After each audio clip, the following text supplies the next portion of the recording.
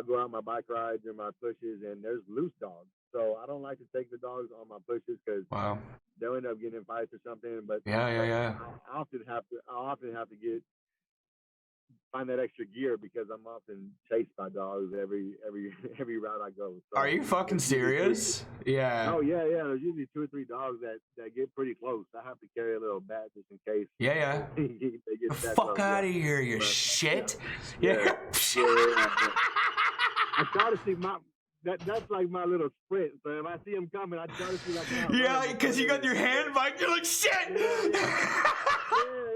Yeah. These like dogs, like coyotes and shit. Because we have coyotes everywhere. Okay, yeah, there are coyotes out, but they don't come out. They don't come out during the day. Yeah. These are dogs like Doberman pinchers. What the fuck? Yeah. What the fuck? Yeah, I can't relate. I cannot even relate. And he will come out like all the way. He's even slobbered on me before he gets so close. Yes. But don't touch me. I'm going fast. So I don't have time to pull out the stick because I'm going so fast. So I just hope that he's gonna get tired and they have their little I guess like their little range, like they won't go past a certain point tree or something, you know what I mean? Right. Yeah, they just stop. So I know if I can reach there before he gets tired, then I'm good. But how about we shorten that fucking range? Because I'm on the move.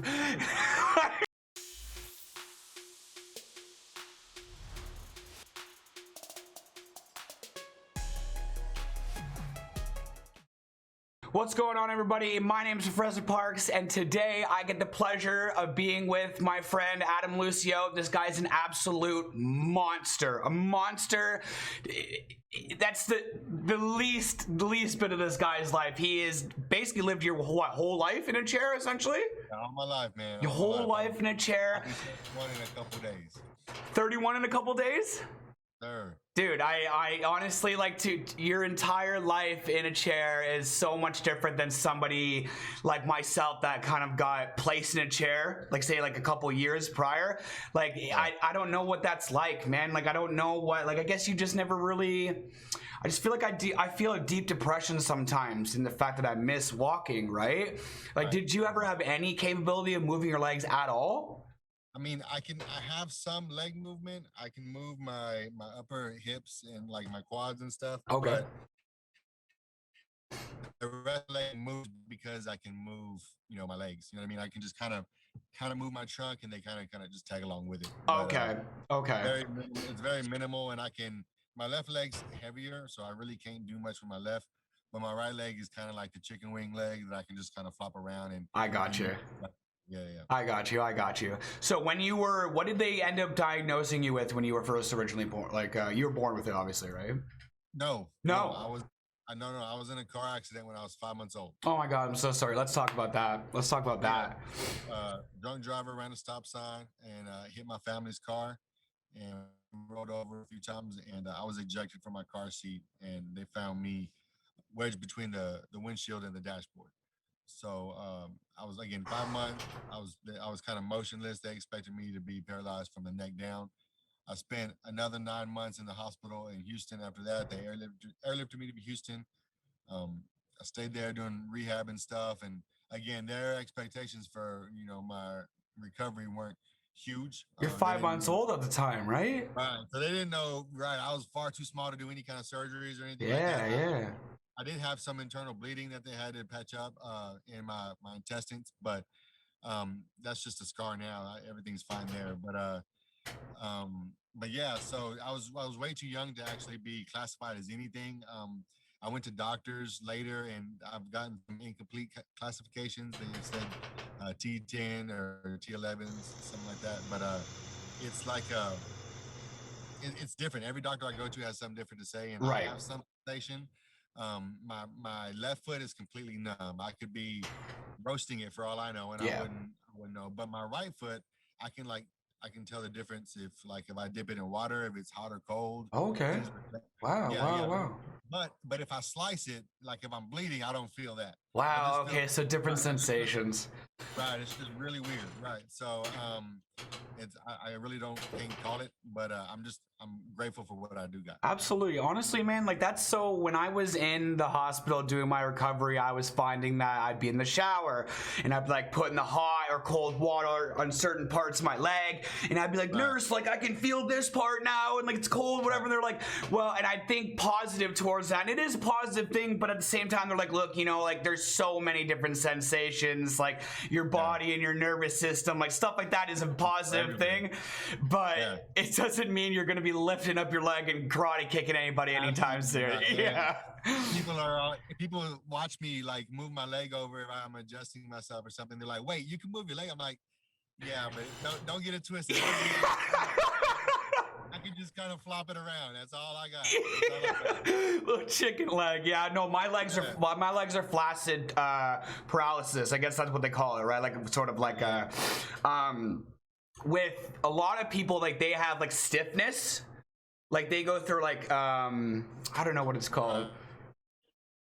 Oh, we're lagging you out a little bit. You're good. Yeah, they go through like stiffness and pain. They got to go through like cortisone shots and all this type of stuff. So I feel really blessed in the sense that I don't get very stiff. Like, do you get stiff like that at all? No, my legs are really loose and flexible. I don't get spasms either. Me either.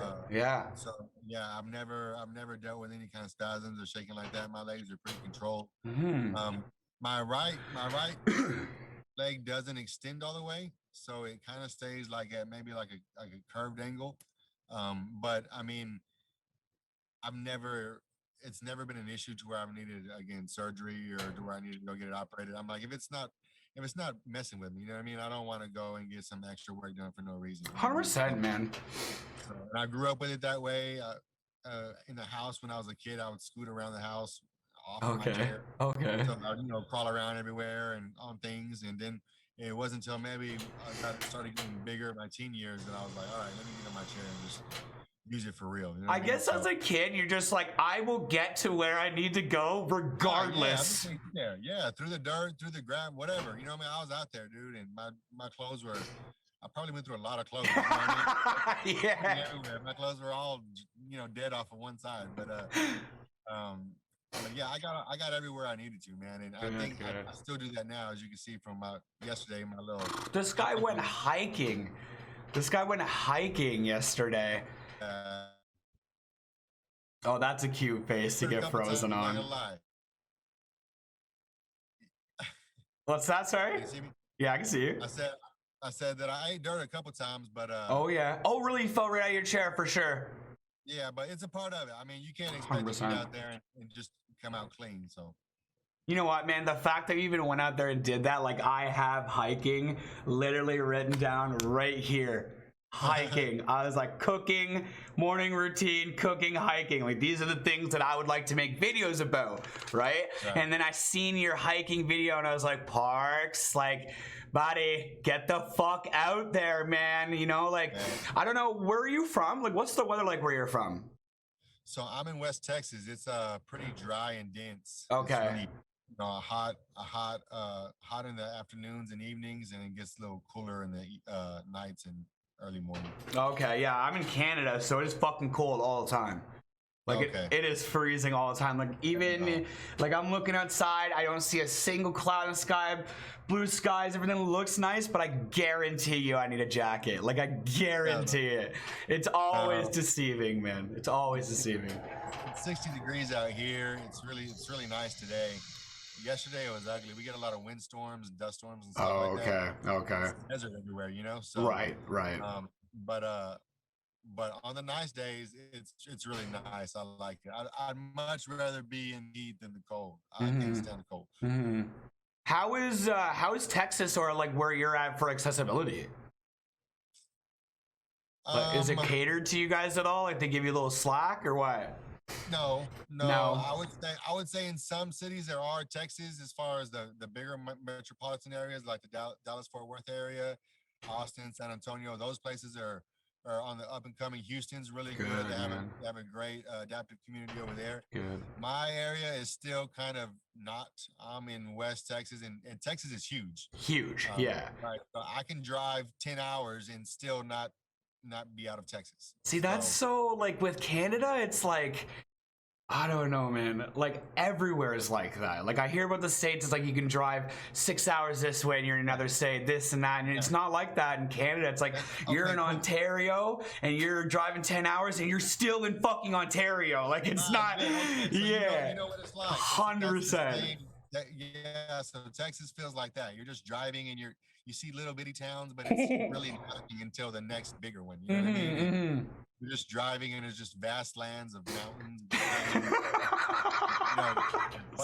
a bunch of nature, and then you get to the bigger cities. But right now, I'm in the desert, so there's some stuff. I mean, you can see where people are trying, especially with the new like I guess made stuff, the new like renovation stuff.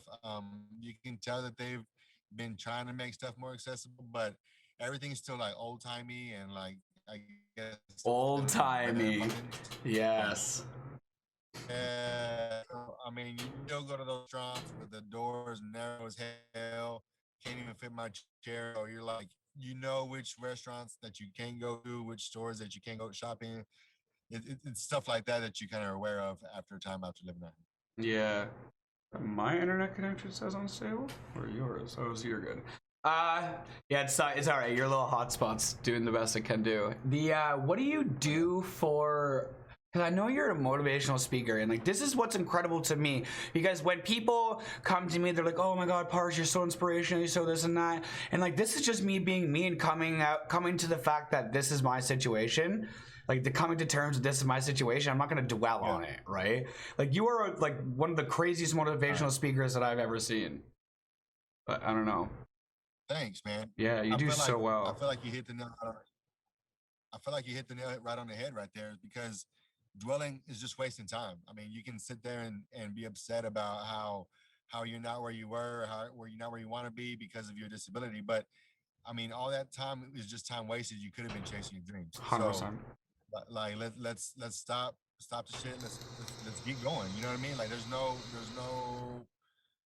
no excuse why you should sit there and complain versus sit there and do something productive for yourself. Whether it's reading something productive, you don't have to go. I feel like my videos can be sometimes intimidating to other, maybe new chair people. Like, damn, how can I do that? You know what I mean? Like, I'm not expecting you to get out there and do that, but how about you go and maybe a walk around the park or down the street? You know what I mean? So you do insane cool things though. Like when I see that, I'm like, how do I get involved with that? I see you talking to like football teams. I see you, you're out there doing like, it almost looked like it was like an older ladies workout routine, but you're doing like workout routines with these ladies, right? And I'm like, yo, that's fucking cool, man. Like that's fun. Like, why the fuck are you gonna sit here and play Call of Duty when you can go work out like that?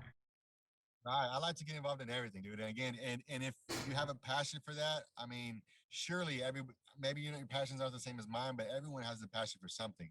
And when you're doing it, that's the kind of life that it liberates off you. That's the kind of the joy that you show because you're having fun at what you do. 100%. So, and you're not gonna get that sitting in a room. And no matter what room you're in, you know what I mean? Like you need to be out there. You need to expose yourself and get involved with things outside of your comfort zone. 100%, man. Like that, like I don't even know how I would get involved with something like that. I'm sure the internet, being that I'm pretty tech savvy, I could find it. And like just when I see it, I'm like, man, that is so cool. I don't know. I just see that and I'm like, yo, if I could go, and you even talk to like football teams and stuff. And I used to play football in high school. And if I had somebody in a chair come up to me and tell me how to be tough, I'd be like, okay, like it's perspective. It's perspective, man. Right. Like, yo, I'm sitting here. Fucking right, man. Fucking right. You go there and you smash that dude in the mouth, regardless of how big he is, because the dude in the wheelchair just told you could, and he's tough as hell, right? I don't know, man. Like I see some of your quotes and stuff. I don't even know where you pull this stuff out of. You're I don't know. It's like you're very smart. You're a very smart, intelligent guy. I've noticed that. Do you go to school? Did you end up like you went to school and go college or anything like that? I didn't finish. So I played D1 wheelchair basketball for Oklahoma State. Fuck. Yeah, so I played there for 2 seasons, and then but I was on scholarship, and they dropped the funding for that program. So, and I was out of state, so I couldn't afford it. That was way out of my price range. You know, we weren't wealthy people. You know what I mean? So I had to come back and work, but it all worked in for my favor because there was a tennis job opening here back home. So I came back and I just jumped back into tennis because I'd done that before. Also, you grew up playing tennis, I saw. Yeah, that was the only community that would let me in. Basically, they didn't want me in the basketball court because I was a liability to the kids. You know, I couldn't be on the soccer fields or the football fields because of the grass. I couldn't move. You know what I mean? So it was basically tennis or golf were my options. So um, I wanted the most impact I could. At least I get to swat a ball pretty often. You know what I mean? So like that was fun for me. So I jumped on the walk-on tennis team. The walk-on, yeah. Yeah. And I made the team and against all able-bodied players. So I was against able-bodied players. Yeah. Dude, this is what I mean. Yo, anybody listening to this right now, this is the type of stuff that you maybe don't consider in the fact that we are pushed to the side.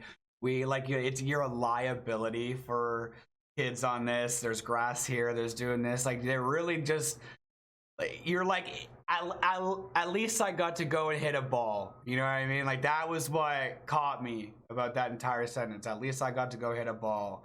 And I'm just sitting here like, man, like, that is just so, I don't know. That's fucked. I'm sorry that had to happen to you, but like I was saying, I believe you were saying that what bugged you most about my sentence was me being a liability to the other kids. 100%. And not being able to participate. And I was on, now as a father myself, I can only imagine how my parents felt. Like, I'm sure that was demoralizing to them too, because they wanted to enroll me and stuff because I was, I wanted to be in it, but they couldn't because nobody wanted me in the program. So I'm sure that was tough on them too. It's crazy. And like you said, man, like, you're a father yourself. Like, you stepped up in your own fact that you, like, was that something you tried to put, like, was he a planned little boy, or was this something that kind of happened? Like, so me and my wife got married in 2013, and we had him 2 years after. Oh, that's amazing.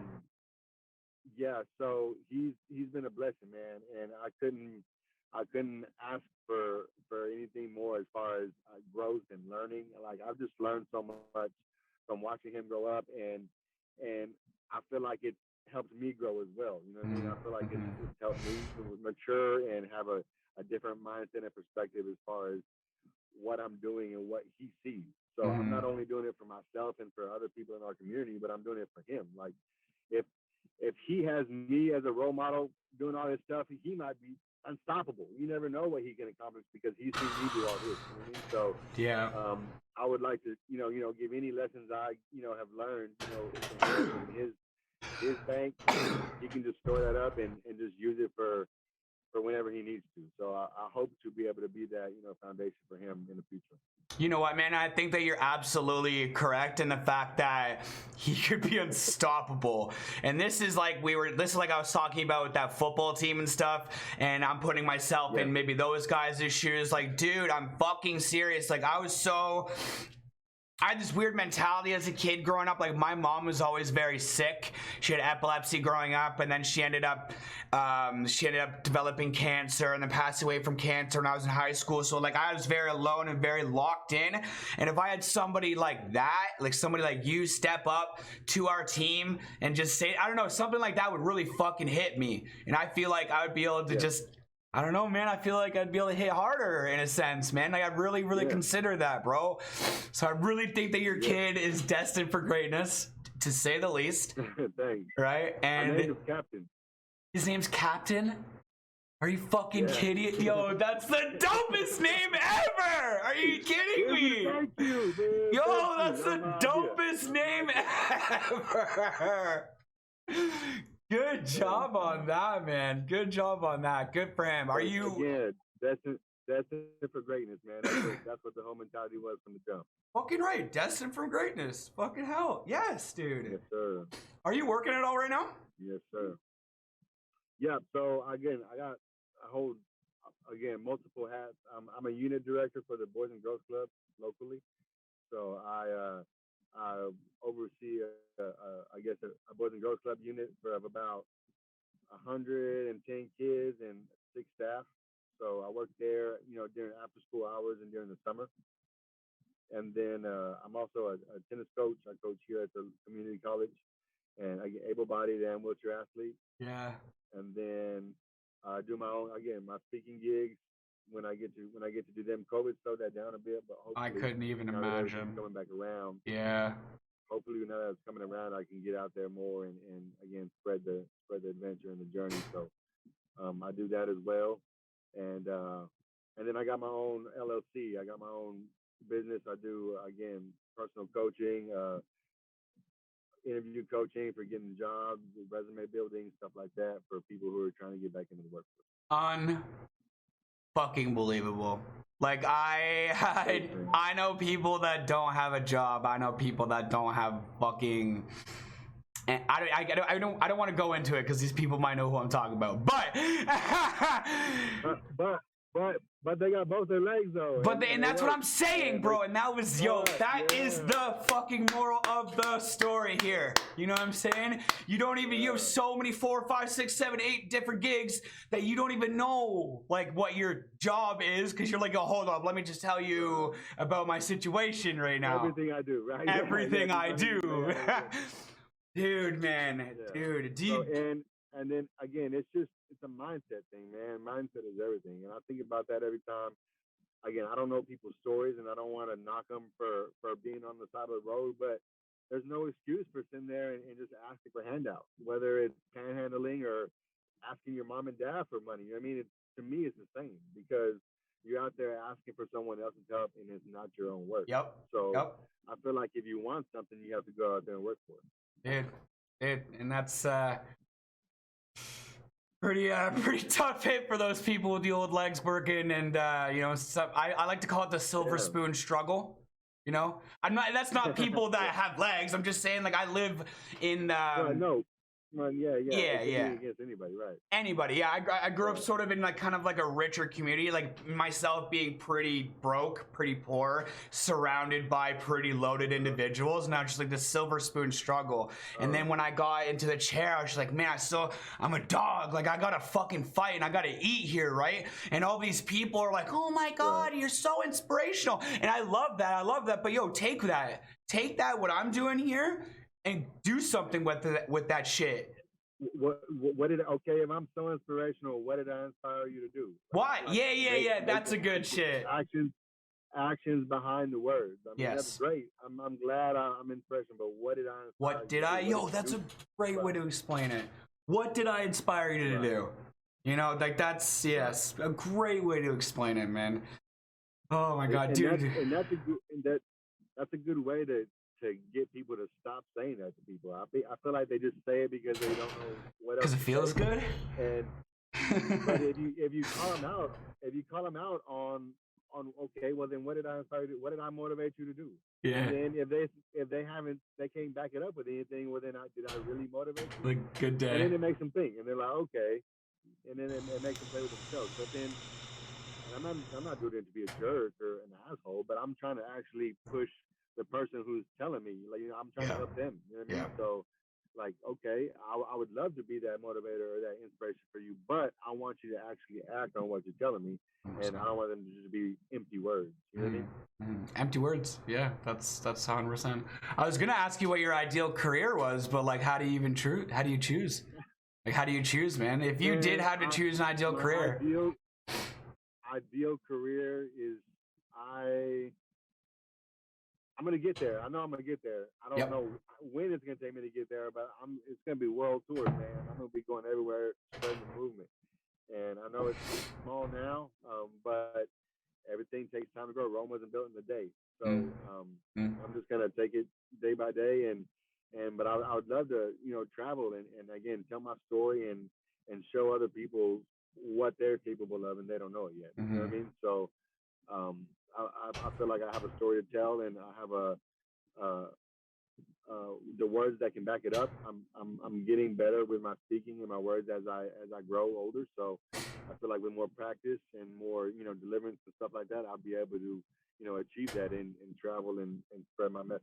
Well, that's what I was saying, man. Like you're for your job, for work, yeah, for a career, yeah. Right. Well, like I was saying earlier, you're an intelligent guy. Like an hour tell right away, like you're an intelligent speaker, like you're level-headed dude. Like clearly, I don't know if it's just because I feel towards other people that maybe have dealt with a hard life, but I can feel that maybe aside from wheelchair life, that maybe you've been dealt a tough card.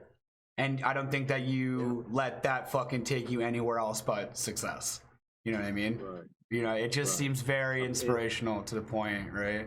Thanks, man. Yeah, and that was, it's again, thanks to the chair. I mean, when you start with a chair at 4 years old, I mean, it's only downhill from there. You know what I mean? So there's not much that, I mean, there's breakdowns and, slides of depression that, I feel like everybody goes through, but maybe that's normal. If you don't, then you gotta, worry about what else is wrong. You know what I mean? Yeah. What's going on in your head?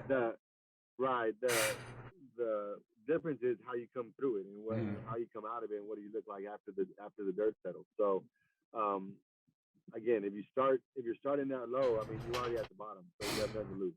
He literally just said like an entire like where you are after the dirt settles, all that shit. Like that is inspirational shit, okay? Like that shit. Like my homies don't say that shit. You know?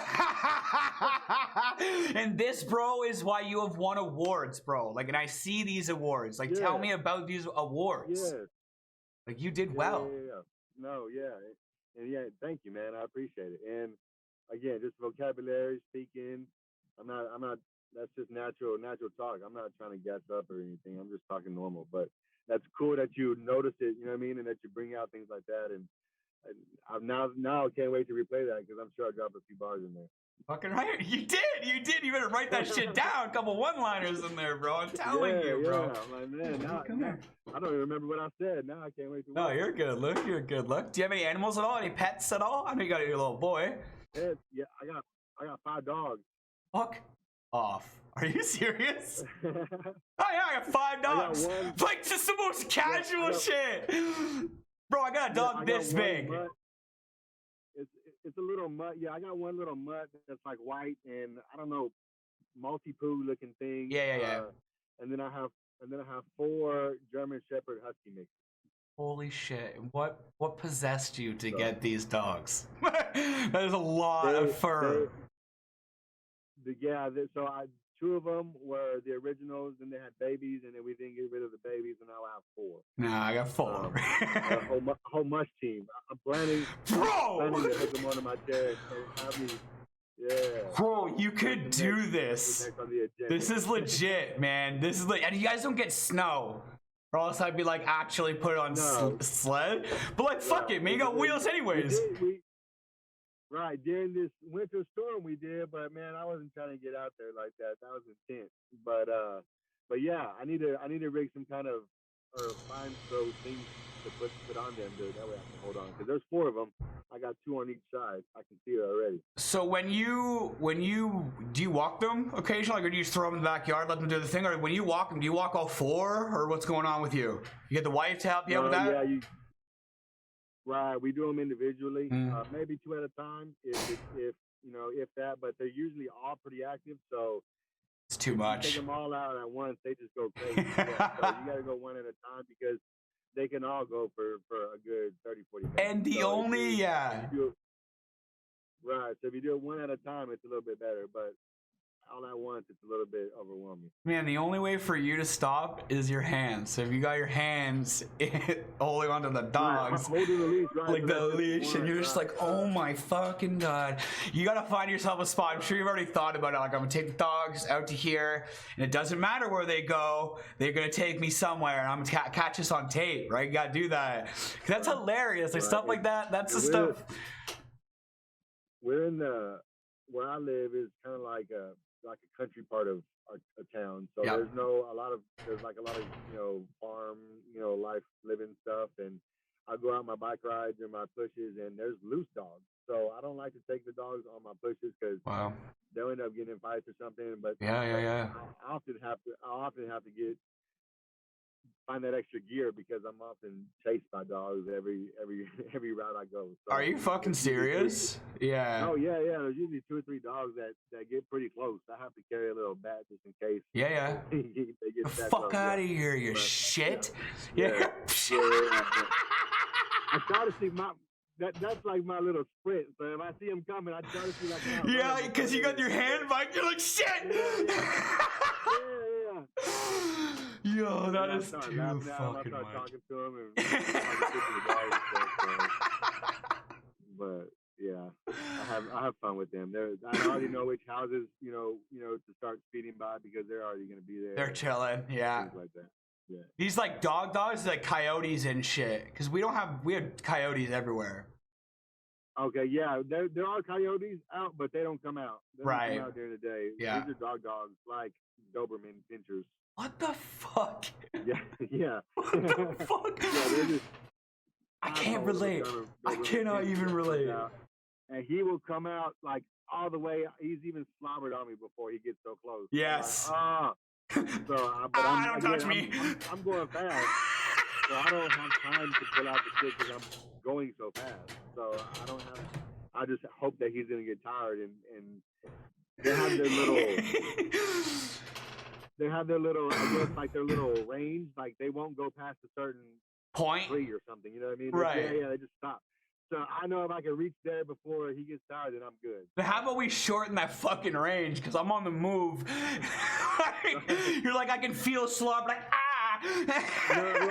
Yeah, exactly. Yeah.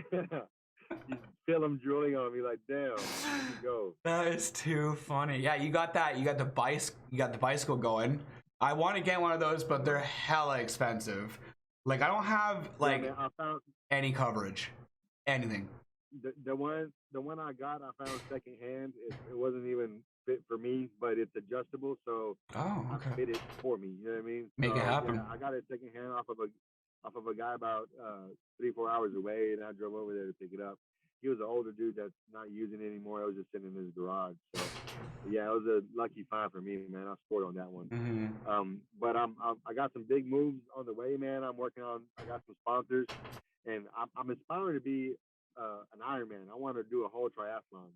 I want to be a para-triathlete. So para-triathlete. But to do that, you need the racer. I'm just using my race chair. Chair. Not a race chair. So would you have to transfer into the bike after? Because it's like it's like swim, run, and bike, right? Right. So you swim a mile. You swim a little bit over a mile, and then you bike like 20-some miles, and then you run like 13 miles, push some 13 miles. Holy. So three, yeah. So the push is at the end, the bike is in the middle. So when I look at your Instagram, it looks like you're training for a para-triathlon. Like when I look at that, like now that I'm kind of thinking, like I got it up right here beside me and I'm seeing it, man. Like you do like run, like you do race in these like able body races. You come in high places in these races. Then you move on against able-bodied people. Able-bodied people. Then you move on and there's like swimming and you have these like swimming sponsorships. Like people notice your ass, dude. Like people know who you are. And then it's like even this biking thing, like you have these types of sponsors, and regardless of whether the sponsors are there, you can't scroll through your Instagram without either seeing an inspirational quote or a video or a fucking picture with an inspirational quote of you whooping ass of some sort of way. And if it's not any of those, you're one of the funniest TikToks I've ever seen in my life, dude. Honestly, you really. I'm not even gassing you up, bro. Like I was like, this guy's giving me ideas right now, right? Yeah, I need to be more active on TikTok, but I feel like I don't want to just do the trends and stuff. I feel like it needs to come organically and it needs to be funny, from my head. You know what I mean? I can't. If I try to make it too funny, that's when it doesn't come out as the way I want it. Right. You know what I mean, when I try too hard. So yes. I let them come organically, and as I think about them, and they usually turn out being good. So pretty fucking funny. The highest view on TikTok has been like 1.4 million. What? Yeah. That was fun. my phone blew up on that day. That was cool. You're like, I'm fucking turning this on vibrate right now, like. Right, yeah. But then after that, it's just like, like now I gotta, you know what I mean? Like if set this bar so high, I guess so. I guess so. Right. So okay. All right. So it's fun though. It's really cool how it gives you that opportunity to give this some exposure. Fucking right, man. Fucking right. What's that sweater you're rocking there? So this is the high school. This is the old hometown Odessa Broncos. I played Bronco tennis when I was in high school. So I was the only wheelchair kid on the team, and that was cool. Mm-hmm. That was a fun experience. I bet. Yeah. Growing up, do you think that these people sort of give you? I know that obviously, like, like the system never gives us leniency. That's as simple as that. When it comes to, like we were saying, accessibility or even like the able ability to go do something I'd like to do. Do you find that people have given you like extra love because of this? Like, do you not because of that, but because of, like, I don't know, like you're on an able-bodied tennis team. Like, do you be like, oh my God, Lucio, you're so well. Okay, all right, cool. No, all right, cool. No. I feel like, good. All right. So let me give you an example. All right. So one of my most memorable tournaments I ever played in, I was playing in one of my last tennis tournaments I was going to play for that year. I believe it was my junior year in high school. And it was rainy, it was cold, it was real muggy outside and cloudy and like misting, you know what I mean? Like the wind. And it was just kind of one of those days. And I remember coach telling me that I didn't have to make the tournament or I didn't have to go because they were probably going to the wet. Oh, okay, true. Right. And I was like, wait, what do you mean? So everyone else was going to go and wait in the bus, but since I had to take the wheelchair bus, he was like, you know what, you can just stay here. And I was like, wait, no. I'm cool with sitting alone in the bus too. Like, yeah. Let me go. You know what I mean? Like, I'll go sit there. Like, I'll wait it out if I have to. And he's like, are you sure you want to go? Yeah. So I went out there, and I guess they had already told the guy that I was supposed to play that I had forfeited, or that I was going to forfeit, because they knew I was the wheelchair guy, right? So I didn't win a bunch of tournaments, but I won some matches. I won some sets. You know what I mean? So again, I was playing against kids that can jump and move laterally. Fucking and stuff like dive. Yeah. Right? And I'm over here trying to make it. So, but yeah, so I remember getting there and they told that guy that I had forfeited or something. But I remember checking in and everybody at the booth was just looking at me like crazy. Like, what are you doing here? Like, are you still trying to play? You know what I mean? And so they had to go out. The guy was sitting in his mom's car. They were eating lunch because like apparently they didn't think they were about to play. He thought he got a W. Yeah. Right. They knocked on the window and said, "Hey, you got to come out." Right. He's looking at them like, "What? It's cold as hell." So he can't finish his food and he has to go out, and I'm sitting there on the court in my chair ready to play. Right. So that was I guess one of my biggest advantages was that he wasn't prepared. The tournament staff wasn't prepared. The bus staff wasn't prepared. But you were the whole time, right? You were fucking prepared, bro. I won that match. And you won that shit. I won that match. That's right. Yes, because and I feel like it was because of the elements, because of all of that added up. It was just an accumulation of stuff. Like, I've already got too far to come out here to lose. 100%. So, and that dude wasn't trying to play in the weather. So it's just a perfect storm for me. Hell yeah, man. You know what's wild is I grew up playing, I was a pretty troubled kid, and I grew up, there was this lady, I fucking feel really bad for getting her name, but she kind of helped me. She was like a social worker for like younger kids that were like troubled or whatever. But she pulled me aside and was like, I do this thing at this tennis club. I really think that you should come and play. And I'm like, oh, I don't want to play tennis. It's silly. But I ended up doing it, and I fucking loved it, dude. I grew up playing tennis for years, man, years, and I got my friends into it, and I loved it. I loved playing tennis, man. Such a good time. Yo, it is hard. It is hard work to play tennis, man. Like, just moving around like crazy. Did you ever play anybody that wasn't able-bodied? Like, did you ever like wheelchair on wheelchair match, little help, little evenness? Not until I was an adult, until after college. Okay.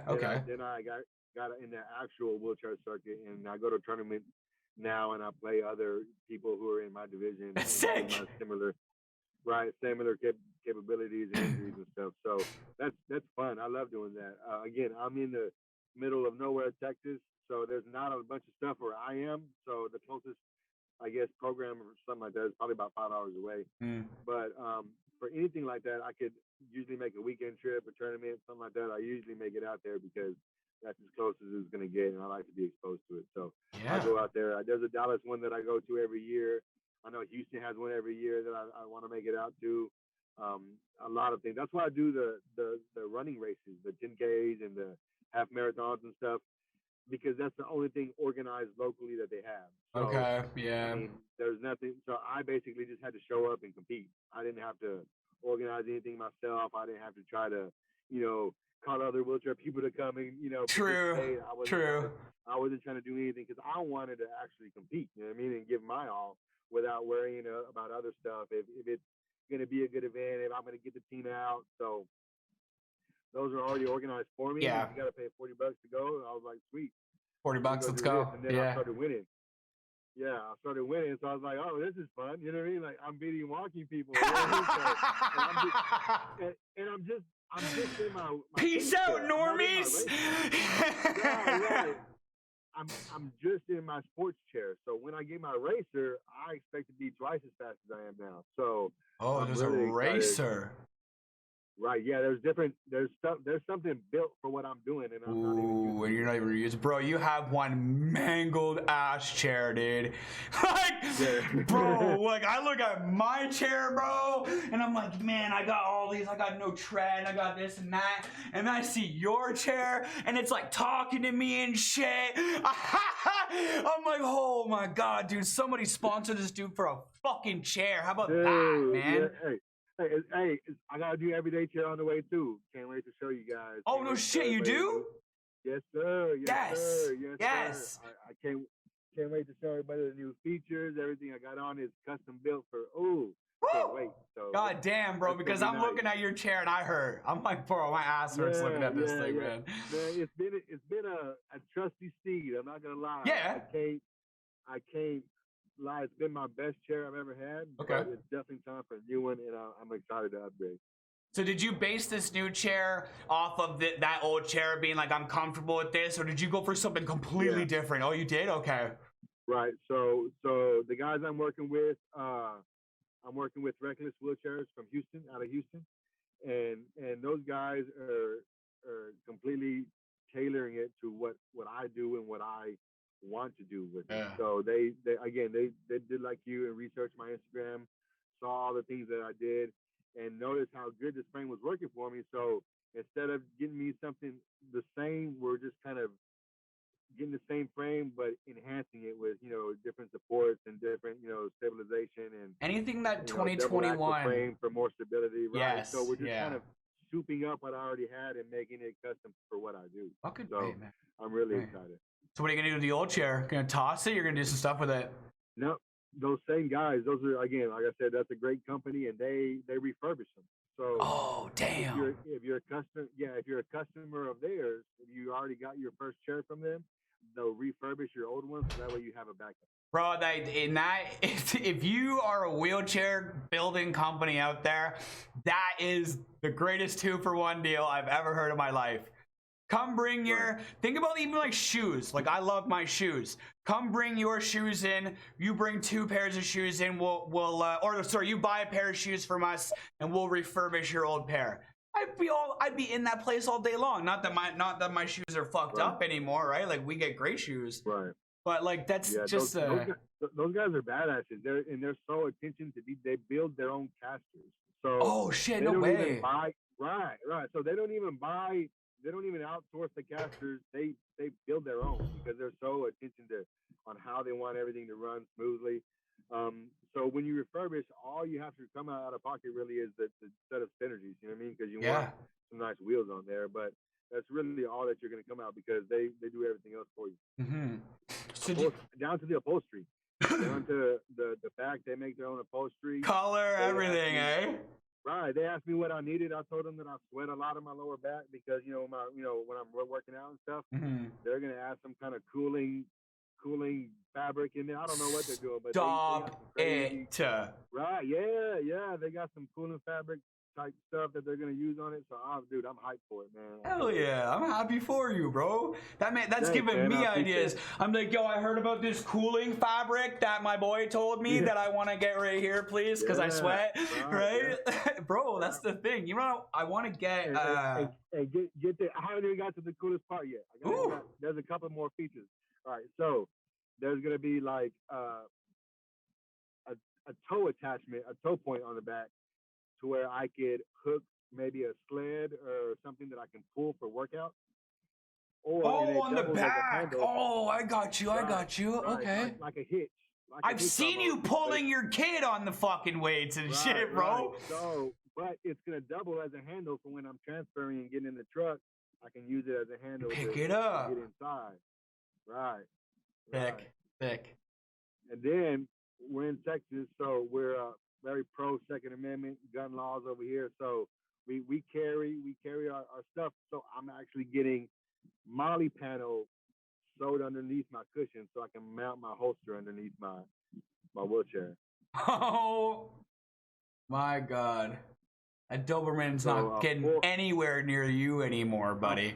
A full molly panel underneath. I already keep my knife in there, but I just rigged it, to work right now. But yeah. Now I can keep whatever, because it's gonna have a full molly panel. I can just put the attachments on it. So boom.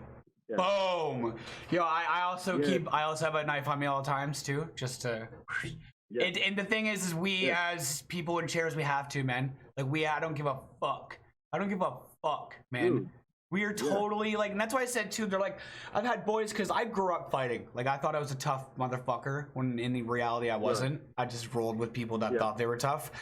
And I've gotten into situations where I could have potentially gotten in a fight, and I've been talking to my friends. They're like, well, what would you have done? Bro, I don't give a shit. First thing I'm doing is punching you in the dick. You're getting down to my level, and then it's on, right? Like, I'm grabbing you, I'm bear hugging you, I'm bringing you down to the ground, and doing whatever I can. And if I will pack that blade on me if worse comes to worse, right?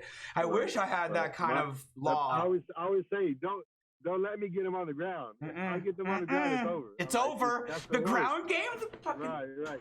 They might think they're doing them a favor by knocking me down, but the ground is where I got the most value. Yeah, you're so right. You're so right. Don't let me get you on the ground. Don't knock me off my chair. You're only giving me an advantage. 100%. Do not let me get you on the ground, because this is where I roll.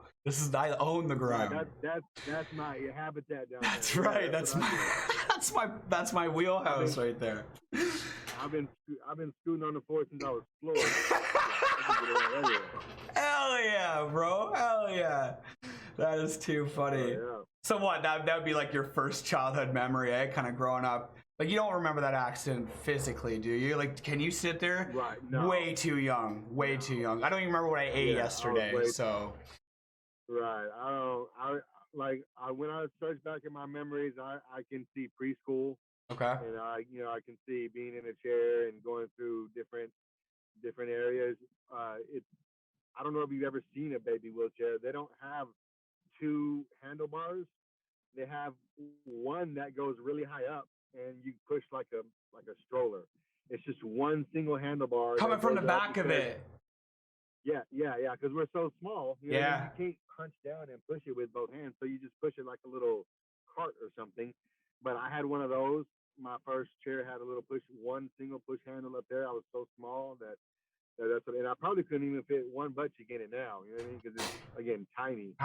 But I wish I would have kept it. You know what I mean? I wish my parents would have kept those.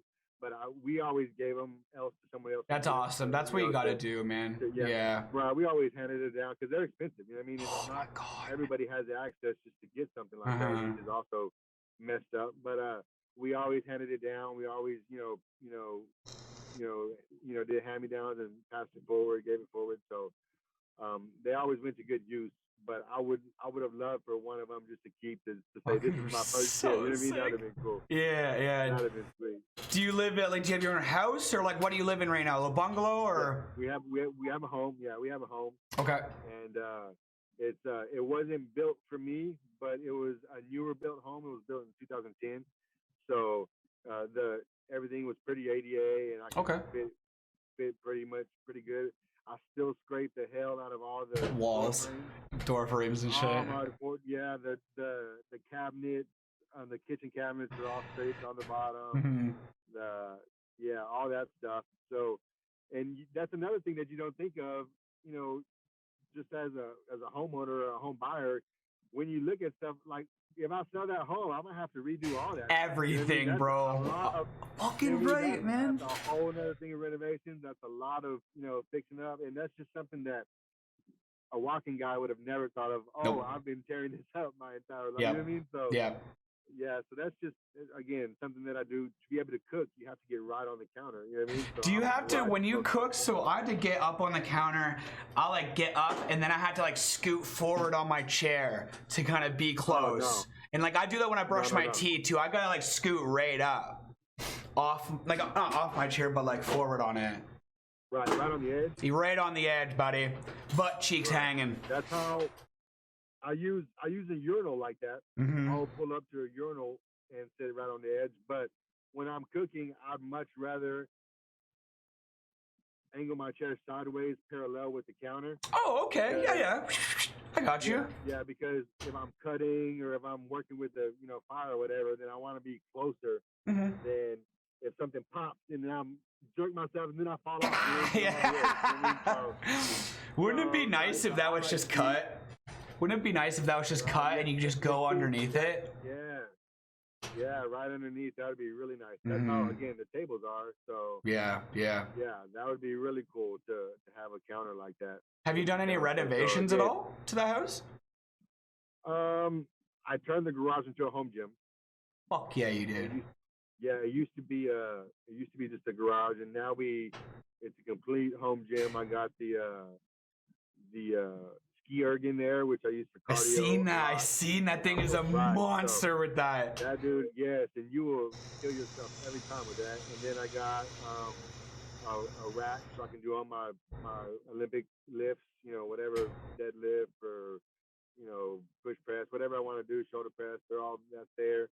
And then I have the Echo bike, which is really for able-bodied people, but if you use it backwards, it's still good cardio for wheelchair guys. You know what I mean? So you just got to spin around on the other end. And so you just grab the feet pedal then? You grab the feet pedal? I don't know what it is. Yeah. So the Echo bike is the one that moves with the arms as well. Oh, okay. Yes.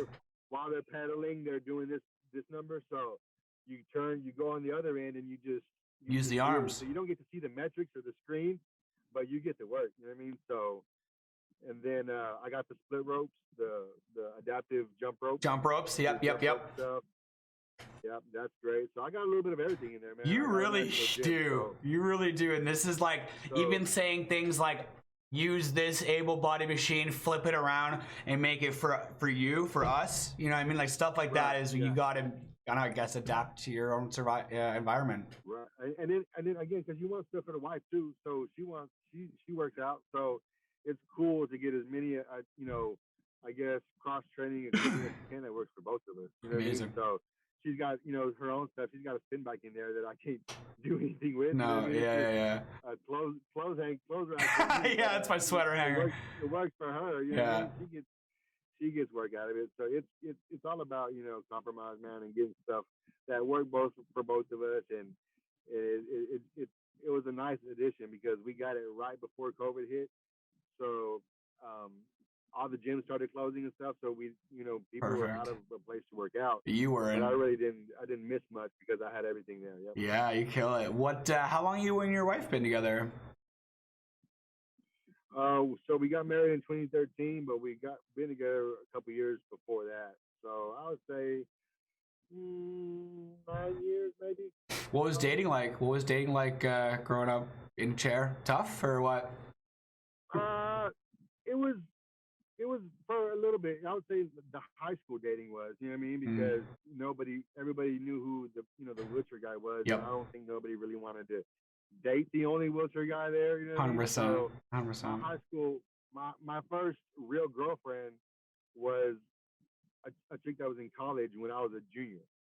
So she was again, more, I guess, mature, minded. Yeah, so she wasn't really worried about the chair, and that's when I knew that it was more okay. So it wasn't gonna be like that all my life. Yeah, like it wasn't you, it was the scenario that you were in. Right. It was the environment, right? It was the environment. It was the culture of the school. Kids don't want to, show their affection like that. They don't want to, they're worried about what people think of them. And I think once you leave high school, that all kind of goes out the window, and you're more open to doing what you like or you want to do. So when I found out that there was, light at the end of the tunnel, I was like, okay. It's not going to be like that all my life. And my confidence grew a little bit more after that. And then, after that, it was cool. I didn't really have much problem dating after that or talking to girls after that, because I knew that everybody had different perspectives. You know what, man? And that's the younger wheelchair user listeners listening to this. There it is right there. Right, like it's obviously, and that's not even just for you wheelchair users. That is also for like growing up, like maybe if you're homosexual in high school, it's tough. Like you don't want to, like, I don't know, man. It's tough to people know who like the gay guy is. You get the gay girl, right? Like it's really once you leave high school, you're gonna get some. You're gonna get some, some backlash if you're showing love to that person or you're showing some kind of attention to them. So people just rather not do it. And it sucks, but I felt like I was mature enough then to understand it, and I didn't let myself get too far down on myself. You know what I mean? And that's important because, like you said, it wasn't me. It was the culture and the environment around me. So yeah, I don't know. If you apply that to your situation, then it works the same. Yeah, I don't know what, like you definitely have a level head. You had it pretty early. Did you grow up with both your parents, or was this just a mother sort of situation? Okay. Are they still both around, or? Oh yeah, I did. Yeah, they're still both around. Wow. I'm very blessed to have both of them. Dad was always working. Dad was always a hardworking man. We have oil fields out here, so. Oh, okay, true. So do we. We got oil rigs out west. Yep. Okay, yeah. So he was. We got oil rigs everywhere here. I bet. That's life down here. Yeah. So he did. That was work. He worked nonstop as a kid. He did what he could. Always provided for the family, and mom was that level voice in my ear. just kind of keeping me level-headed and just kind of talking to me. And so I guess he showed me the work ethic, and mom was just keeping my head. Keeping your and that's why you've sort of been able to be like you've had the foundation to build yourself into a grown-ass fucking man. Right. You know what I mean? And they exposed me to stuff. True. I feel like the worst thing now as a coach, you know what I mean? It's hard to getting parents to bring their kids out. True. Because they're embarrassed. You know what I mean? And they weren't embarrassed. I mean, I think that was a big thing too. Like they wanted to expose me to everything they could. Right. And I feel like that's sometimes an obstacle, or maybe some form of, I guess, denial on new families that are injured. But they don't. That's not their life. They don't want to submit to that life. They don't want to get in that community. But the faster you're exposed to things like that, the quicker your quality of life gets better. For sure. And you just need to get out there and get exposed to it. And whether you're the parent or you're the actual disabled person, take your friend out there. If they're not taking themselves out there, take your daughter out there, take your uncle out there, expose them to those things. So that way they can go do it on their own later. 100%, man. And honestly, and that's like these people, like you grew up, you want to go play tennis, you got to face some able-bodied people. Maybe parents would say, no, I don't want my kid to do that. It would probably hurt their confidence. They're looking for other wheelchair users to do it. It would just hold any excuse to hold them back. You know what I mean? Like when it came to you, you were like able-bodied, cool, man. Doesn't matter to me. Raining, all right, I'm here. Run it. Let's run it. Get out of the van, kid. Drop the sandwich. We're going. Yeah. No, you killed it, man. I feel like that's just how you have to attack it, man. And if you just gotta go, you gotta lean with it. Because if you wait too long, if you hesitate, then that opportunity is gonna miss, and you're not gonna get that again. And you just gotta take it when it comes. 100%, man. 100%, man. Killing it. You're killing it. You got lots of tattoos and stuff, eh? I got a few, yeah. Got a couple tats. None that are exposed because again, I work with kids, so I didn't want to all the sleeves and stuff. I love the way it looks. I would love to have them, but again, I'm trying to play both professionals. But yeah, I got a bunch of back pieces. I got the whole top of my shoulder blades done, and then I got some work up here all around my chest and stuff. So nice.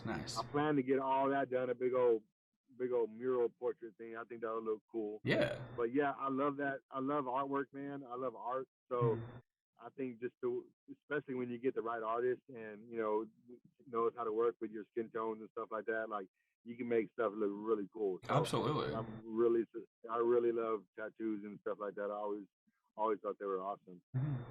And just art in general. I've never been as artsy as myself. Again, I've always been outdoorsy and the active type, but I love going to art galleries and just kind of looking at that stuff because it takes real talent to go and just admire that, do something like that, because when I try to, it doesn't look nothing like that. No, my writing doesn't even look good, bro. Like, let alone. Right, yeah, exactly.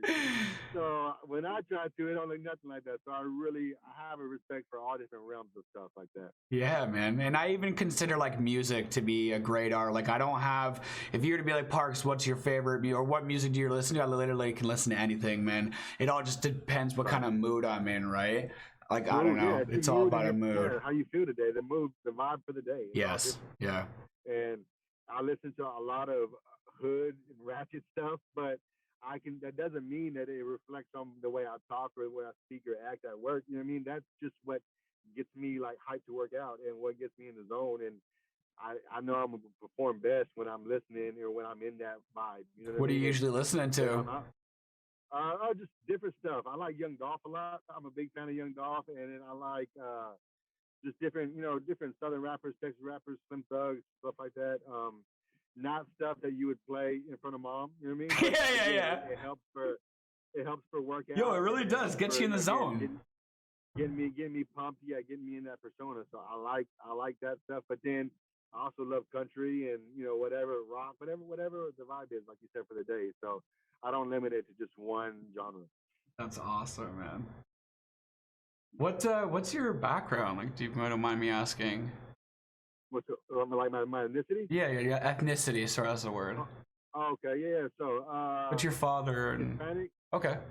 So Hispanic. So I guess Hispanic, Mexican, and Spanish. So not fully Mexican, but not fully from Spain. Okay. It's a mixture of both. But can you speak Spanish at all? So yeah. Oh, cool. I can speak Spanish, not to the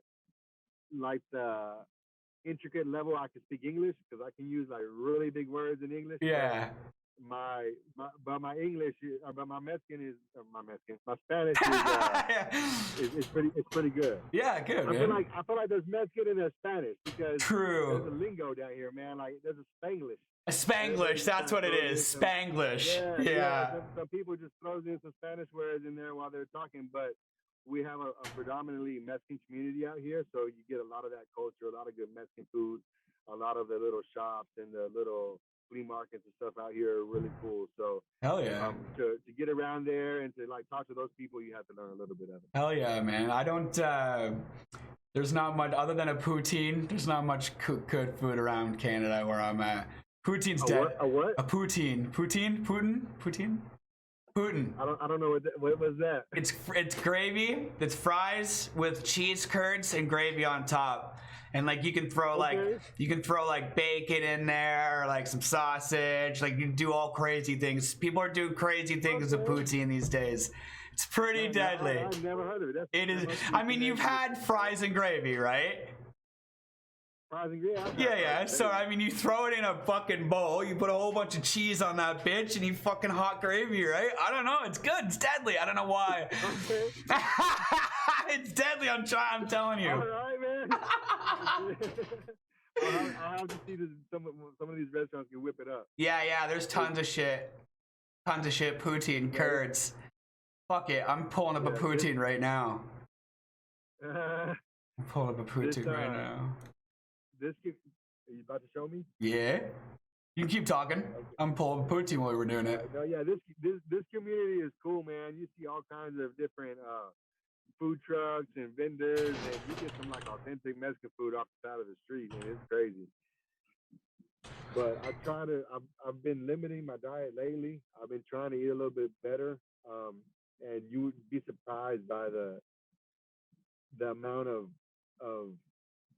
crap out there. I guess no, the tension you lose from eating healthier. Right. Just as just being as a person in a chair, like your transfers just get so much easier. Like right. Off the bed, isn't so much of a task anymore. Like things like that, you've noticed that you wouldn't think that would be better. You think that you're working out to look better, but you're getting these other, add-ons, these other pros in the meantime that you're like, wow, okay, that was easier to put my pants on today because I don't have to struggle on the bed. Right. Right. So it helps in more ways than one. Tell me that this doesn't. Tell me that this doesn't look like the most delicious fucking thing you've ever seen in your life. What is that? What is that? It's a poutine, bro. Come on, man. That looks like, all right, if you were to show me this picture, that picture without telling me what that was. Yeah. That looked like fries with marshmallows and caramel. Fries with marshmallows and caramel? Okay, I can see that. I can see that without being like, that's cheese and that's gravy. That's what I thought that was tough marshmallows and caramel on top. But now that I'm looking at it, people do wild shit. That looks like chili cheese fries? That looks like chili cheese fries. Pretty much. It's pretty much like a chili cheese fry, but replace the chili with fucking gravy. Why are those marshmallows on there? Why are those marshmallows on there? Marshmallows and fucking caramel. Dude, I'm like, dude, sweet potatoes? Is that what that is? Yeah, is it a dessert, right? You could dessert the fuck out of a poutine, bro, I bet. Like you just said it right there. That's the dessert right there. You have a nickname? You have a childhood nickname at all? Childhood nickname? I don't. I always had Adam. I always had those cliche nicknames that all the teachers would call me in school, Hot Rod and Hot Wheels, and dude, I need to make a video about that, about how often people would call you something like that. But man, no really real nickname. My family always called me Adam. It was always short enough, and I liked it. I never had a name that I was like, oh, I wish my name was something else. You know what I mean? I've always been cool with Adam, so I was always just Hot Rod, dude. I fucking lose my mind if somebody called me Hot Rod, man. It drives me nuts. Like, I live in like an older folks kind of building or like an area where there's a lot of disabled people. So when I'll go take the dog out, or if I'm even just like going out the door fast, I'm like, whoa, slow down there, Speedy. And I'm like, looking at it. Like, dude, get out of here. Don't put this attention on me. I got my headset in for a reason. I'm not looking at you. Like, or you just do anything. Yeah. Too fucking much, man. Too fucking much. Do you have to go to work anytime soon or what? Yeah, I'm about to go by probably about, well, it's about 15 minutes. 15 minutes? That could be a good time to sort of end this segment. I wanted to make sure that I give you the shout out and give yourself the chance to give yourself a shout out. I want to make sure you get your Instagram out here, because this is one of the most inspirational pages that I personally have ever seen. And I don't know, I think people need to check this out, disabled or able body or not. I appreciate you guys so much. Y'all check me out on Instagram, Adam__Lucio, and on TikTok with just one underscore in my name. I appreciate you guys. I'm always trying to spread out the best content, a little bit for everybody, not just one thing. So y'all check me out. If y'all need anything, feel free to reach out, and I'd love to help you out. Absolutely, guys. Absolutely. Adam, it was an absolute, to say the least, pleasure to have you. I can't even scroll long enough to show justice to your Instagram. Like, let's look at this man just ball out for like this, just looks at it like, like, this dude, you got a shot, you've got everything. You're inspirational. Everything is just, cheers to more miles push next year. Everything, you know what I mean? Everything you have up, it's got inspirational stuff, and I really appreciate you coming on the show. I want to have you back on the show, to be honest. I don't think that we got to it's only gonna get better. Yeah. Like I said, I got the racer and I got the hand bike on the way. I'm gonna chase that triathlon this year. I don't know if 2021 is realistic because I haven't even got my gear yet. Okay. Practice, but I'm gonna shoot for it. So if I get it in time, I'm definitely gonna shoot for it and give it my best shot. But even if I don't do a competitive one, I'm definitely doing a triathlon this year. Just for your own, yeah. For me, right? Fucking right, so, man. Yeah. So even if it's not, on the record books or on paper, I'm definitely doing one when I get my gear and stuff. So I know that's just gonna unlock a whole nother level of greatness, of something else to grow and to reach and to chase. And it's just only goes up from here. So I'd love to come back on, man. It was absolutely fun up with you. Hell yeah. And I feel it just felt natural, man. It did, like yeah. Good at what you're doing, and I feel like you're just fun to talk to. So I appreciate that, man. You want me back? Just let me know. Bro, you get that gear, you get yourself ready for that triathlon, and maybe even whether or not the triathlon happens, you do your own triathlon, and then we talk. We hash it out, and I want to know about that shit, bro. Let's get it. Sounds good. Bro. All right, take care, man. Cheers. I appreciate you guys. Take care. Good. Yeah.